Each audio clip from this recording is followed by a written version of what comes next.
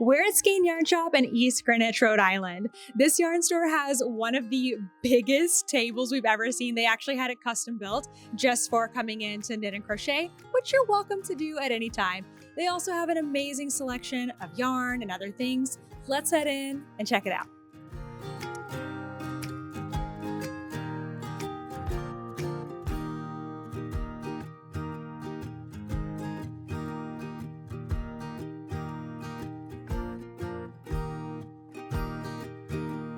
Hi, I'm Justine and I work here at Skein Yarn Shop in East Greenwich, Rhode Island, and I'm half of the Skein Scoop podcast. And we're going to take a tour.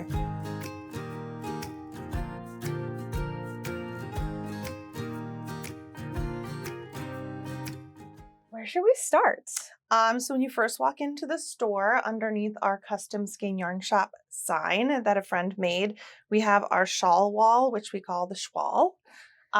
Most of these things are knitted samples. Some of them are mine or Lori's or knitted by customers. We had a really hard time with where to display samples at the shop because we didn't want to have like mannequins everywhere. Right. So we thought this was a good opportunity for people. And at first we thought, oh, maybe people won't like stop to even look here, but they actually are always coming up and grabbing things and finding out what it is, what we could use to make it, and got the tags on here that says the pattern. Hopefully on almost all of them. I know that's always hard to keep up with. It's brutal. Especially when you have this many. And someone will always find the one without a tag on Exactly. it. Totally. Yep. So that's that. That's and really then fun. up front, we like to keep stuff that we are like highlighting. Mm-hmm. So we have our doodle decks and samples. This is stuff knitted by, I know you made a doodle cowl, actually, right? Yeah, I made this one, the Rhinebeck one, in this color, actually. Oh, from Fangirl Fibers. Yes. So we like to do trunk shows at Skein to make sure we bring in other things. And we love having these doodle decks and people really love them. And Jamie Lomax is coming out with a new book. So we have pre-orders for her book. Nice. But she also has these cute little like brochures for pattern suggestions. Oh, and you can pair them. Yeah. Cool. So we're loving that. We also love bags at Skein. Lots of bags, some locally made, but then we stock a Tenty and Della Q. And we had a trunk show with Mabel. Mabel is Makers Always Bring Extra Love, and she uses old quilts to make bags. And we had a trunk show with her, and it was hugely successful, and we ended up keeping a few to have here. That's so cool. We ran into her at Woolen Folk last year. She's really excellent. Very neat. And then over here's her fingering wall, and we like to keep it stocked. As you can see, we have, it's a big priority for Lori that we have yarn at different price points. So even though some yarns are really expensive, we like to have things that are varying. So this isn't all our fingering weight yarn. We do have other less expensive things. But the ones that we have on display, this is Hope Made Yarn Co. And Hope is a dyer from New Jersey. And we met her at Rhinebeck and became very fast friends. And she had a trunk show here, and now we are stocking her yarn, which is lovely. And of course we have Hedgehog, and we have Hugh Loco and Anzula. And last 2 weekends ago, we had a trunk show, the second only trunk show with Needles at the Ready. So Kevin and Ray have a yarn that they are a yarn company now. Yeah, this is cool. I've not seen this. We kept 2 of their bases. So we have the Athena sock and the Aries sock. And we love it. Where are they located? They're in Connecticut. So Okay, they are so they're the Needles close. at the Ready podcast. Yeah, and they consider us to be their local yarn store now. Aww. So they're here as often as they can. They came to our Christmas party, and they're wonderful. They're so great. And it's always nice to have people come and visit. And they came in for a trunk show, and I was like, there's going to be a line out the door. And Ray was like, stop saying that. You're making me nervous. And I was like, no, it's going to happen. And sure enough, there are people like waiting to come in. That's so awesome. it was really good. On this side of the shop, we keep our worsted, for the most part, our worsted weight yarns. Some new things that we got in. First of all, Barocco is a stockist or a yarn that we stock all the time. And it is a Rhode Island company. Barocco is from Rhode Island, North Smithfield. Right. So we are local to Very Barocco. cool. And this is a new yarn that they just came out with. And this, look at this perfect pink. Ooh. It is the Millstone Tweed. And we have lots of different options of colors. And they they always send some samples. So we have a couple sweaters knit up in it. I just finished an Aran weight sweater that I am going to make another in this yarn because it is so soft and really pretty. So we like to keep lots of different bases. Of course, we have Malabrigo Rios. It's a huge seller, which is why we only have 3 cubbies of it right now because it's coming. But wait, your sweater you're wearing right now is Barocco, isn't it? It is. Yeah, this is a Remix Light, so it's their DK weight version of Remix. Gotcha. So it'll be, we'll get to it. Yeah, we'll get to it. Okay. Yeah, my pressed flowers. I love it. Thank you. This is a new yarn that we just got in, actually. I just put this up yesterday. This is from Juniper Moon Fibers. It is their Santa Cruz. It's an organic merino yarn, and it is like humanely done. And we got so many colors, and now I just have to decide what I want to make with it. We have so many people who are leaning towards non-superwash now that it's becoming really important to us that we have it available in all bases. But I just love this, like the heathered look of it, and it's, I don't know, it's nice. Really it's pretty. Soft too. Yeah, it's definitely not a scratchy non-superwash. So I wish I could remember where it's from, but I can't. Then we have lots of Noro in the store. Yeah. My sweater is Noro Natsumeki, which is a sport weight, but we have Noro in every base, from bulky to fingering. And we just really love having that as an option as well. Amazing. You got a whole other wall and over another here. wall over here. Yeah, so mostly DK is in the center of the wall, which I really thought that we were going to have to switch the shop at some point because I thought we were going to have more DK, but it turns out we have a lot of worsted. And that's usually... It gets cold here, right? It does get pretty cold. Yeah. It's funny because I don't knit based on like what the temperature is outside. I just knit whatever I want to knit whenever I want to knit it. But some people are not like that. I am definitely like, I want to be knitting like what's in the season, but then it's not finished. Oh yeah, that's by the worst. Season. No. So I'm trying to be better this year. So now I'm like knitting ahead, which feels even more wrong. Yeah. But it's working out for like what I want to wear. All right. Well, that's good. Yeah. That's good. So this is the Natsumeki. This is the yarn that both a lot of people. So we were hosting a make along for the pressed flowers. Oh, nice. So anybody that wanted to do a pressed flower shawl or a hat, socks, cardigan, pullover, anybody could do any of them. And a lot of people chose to do the cardigan. And Amy Christoffers is a really great designer, and it's been really fun to see people come in and be making the same thing. I thought I was going to beat them all. Thought I was going to be finished first, but I didn't finish first, and that made me upset. Okay, so you're competitive, I see. Super competitive, super competitive. I guess when it comes to knitting, no, there's no harm really. It's like, well, unless you hurt yourself by knitting too much. I competed with a coworker to finish a blanket for over Advent, and I took it very seriously. I was like, I'm going to beat you. And she was like, you're crazy. But she did it with me, but I still won. So on this side, we still have lots of Barocco things.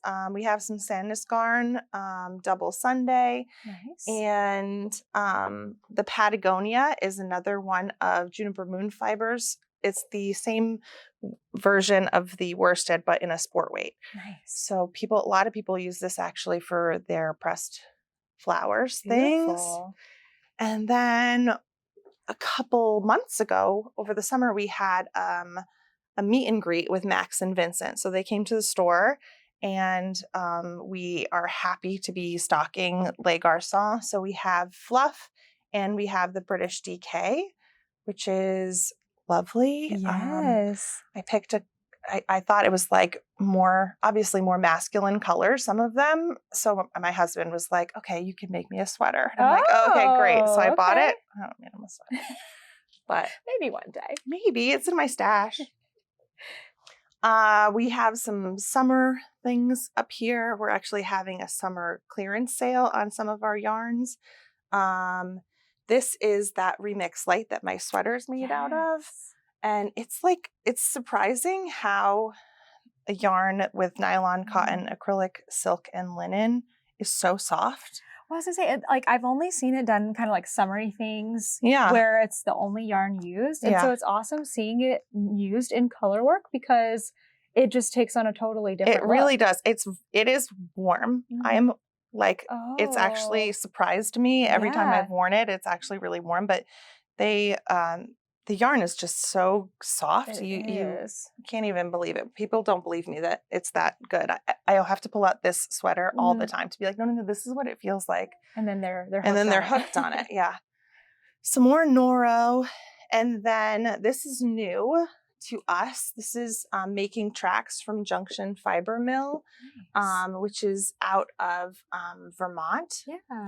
And we met them at Rhinebeck last year. They were super nice. They have a podcast too. Oh. They do everything there. They spin everything, process everything, dye it all. And they're so nice. So that's always a positive. Yes. Yeah, we love it. I don't know what I want to make with it. The colors are so fun. They're so fun. We put together kits for the Frame Your Face cowl, the Andrea Mowry cowl. And I'm like, do I want to start that? Do I want to do something different? I mean, I love this color so much. It's really pretty. Even. Yeah, you and I are on the same page. We're definitely on the same page for sure. Probably the biggest focal point at our shop is really the table. Yes. You have a massive table. Hold on, wait. How many seats? 12? Well, this is abnormal. I mean, Tuesdays and Thursdays, we have a crowd where we have folding chairs in the back that people have to pull out. There's not enough space. There's always space. It's 14 feet and it's always filled. Wow. It's only not filled when we're closed. We always have open knit. So anytime the shop is open, people are sitting here knitting. And it's the community aspect and vibe that I think makes the store so special. So you'll see that tonight when you're here. Yeah. But it's never empty. Wow. So it's pretty cool. Other Rhode Island things or things about the shop that are Rhode Island based. Sure. We sure love Katie from Katrinkles, who's a Rhode Island local. So we have lots. Over here. Yes, I didn't know that. Yeah, so she is amazing. She does all sorts of things for us. Of course, that one says Connecticut. I know. I was going to say, wait. And then there's messages. Oh, there's a Rhode Island one in there. Oh, perfect. Nice. So do people come in from Connecticut too? Yeah, we do. We actually do. But she's amazing, and everybody, every yarn store has her stuff, but we get to say she's from Rhode Island. So we like to get things custom made from her for, local yarn store day or our anniversary in July. So these bags are made by a local lady. Her name is Judy. So we call them Bags by Joe. And she makes large zippered bags. She makes smaller zippered bags. She makes cute little sock project sacks like this one. Oh yeah. So they're sturdy and they stand up. Really nice. Yeah. Wow. And so we have her stuff. We've had her stuff since day one. And you have a second table back here too. What do you normally do? There's I see TVs at classroom space. Yeah. Well, when we first opened, we thought that table would be big enough. It wasn't. And we used to have circle tables kind of scattered around here. But it ended up being there was just this overflow of people. So Lori had this table made, and it's the centerpiece of the store for sure. But we do have classes back here. Often that's covered with yarn, and we're tagging and boxing and putting things away. We're open on Sundays, so we watch football on Sundays. Oh, cool. So that's why the TV's there. And for classes and stuff as well. We have a sales section in the back. That's the bane of my existence because I can never make it look pretty. We're sitting down with Lori, who's the owner of Skein Yarn Shop, and we're going to get to know a little bit more about the history of the store. So when did you get started here, and what made you want to open a yarn shop?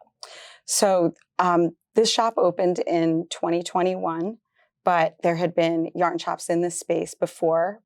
There had been 2 yarn shops, and in this space, yes. Wow. And I had worked for both of those shops. And circumstances were that the shop before me, they shut down, and so I opened in this space. That wasn't necessarily the way things were going to go, but that's the way it ended up, and I couldn't be happier. So you've been in this space as Skein Yarn Shop. Yes. From the beginning. And did you take over the store, or you started out like brand new? Brand new, Oh. yes. Yes, I started from scratch. So it was quite a steep learning curve. Yeah, and I mean, opening a shop is always tricky. But you have a huge, beautiful space, and then you've got other stores that have been here before you. So did you have the, same group of people coming in, or like, were you able to use your I loved the shop that was here before. It was really my happy place, and I loved those people. It was kind of already a community, so a lot of those people I've retained as customers, which makes me so happy. And then we've had so many new people come in, and it's kind of, been like this evolution of a new community, and I couldn't be happier. So when did you learn to knit? Like, how did you get into knitting? I started knitting when I was about 12. Both my aunt and my grandmother, I think it was kind of a joint effort. They were both big knitters, both artists who could kind of do anything, but they were really into knitting. Not so much crochet, interestingly enough. They were really big knitters, and I must have expressed an interest, and then I started going like gangbusters. I think I practiced for like a little while, and the next thing I knew, I was making a sweater with help. And my aunt also had a yarn shop in Providence, Rhode Island, which is about 15, 20 minutes from here, over 40 years ago. Wow. And I have great memories of that. Were you like going to the store when you were learning to knit and everything? Yes. It was a tiny little place. And I seem to remember you had to like go downstairs it was almost like below ground in a way. And I just always really loved seeing all the fibers, really feeling all the fibers. And I think the color, it was all about color for me. So you're just talking about community. What kinds of events or classes do you have here in the shop? So we have ongoing knitting classes here 4 days a week, Tuesdays, Thursdays, Saturdays, and Sundays from 10 to 12, except on Sundays, it's from 12 to 2 because we open at 12 on Sundays. And our teacher, Stephanie, is wonderful. She has taught probably thousands of Rhode Islanders how to knit. And those classes are great because they're really for anyone, no matter where you are in your knitting journey. If you're a beginner, she gets you going right away. She has you knitting a project almost from the beginning. Wow. But if you can also come in if you're working on a project that you're stuck on, you can come in and she'll help you with that, and she'll keep you going from there. She's always trying to advance your knitting skills, which I love. That's amazing. You have that almost every day. 4 days a week, that's a lot. It is a lot. It's worked out. It has evolved organically. There was no plan. Like it wasn't a plan it was a plan certainly to have classes, but the way it evolved with Stephanie, it just kind of happened, and it's grown into a wonderful relationship between the two of us and between her and her students. It's great. For people who maybe don't live in Rhode Island, can they connect with you, like follow the store, or can they shop online? Absolutely. We've got our website, skeinyarnshop.com, and we have our podcast. Justine and I, we do that, and we've had a ton of fun with that. And that has been a as you know, just a great way to connect people outside of our local area. But people can call us. We also FaceTime shop. Oh. So we're happy to do that with people. We set up appointments and we'll go around the store and we'll help you put together yarn for a project. We love doing that. That's a great service to have. Yeah. And then you can ship. Yes. So no matter yeah. where you are. That's right. Oh. Yeah, we like to say we'll be your local yarn shop no matter where you are. What's something this year that's coming up that you're like excited for? Well, the next thing that's coming up is, of course, Rhinebeck. We love to go to that. That's we have, everybody has such a blast. Mm-hmm. That's how we met. Yeah, that's right. And so we're really looking forward to seeing people at Rhinebeck. But as for the shop itself, we try to have trunk shows. We're always trying to bring something new into the shop. And so in November, we have a trunk show coming up with red stack fibers. Nice. So we're really excited about that. And so we'll just be planning things like that along the way. I'm sure we'll be doing more classes, more project-based classes. That's what we like to do, more beginner crochet classes. So there's always something on the horizon. That's awesome. Well, thank you for having us here today. It's already been so much fun. We've got more exciting things we're doing. Yes. We're going to record a little for your podcast. Yes, we're so excited. We're so happy that you guys were able to come and visit us here. We're so happy to have you.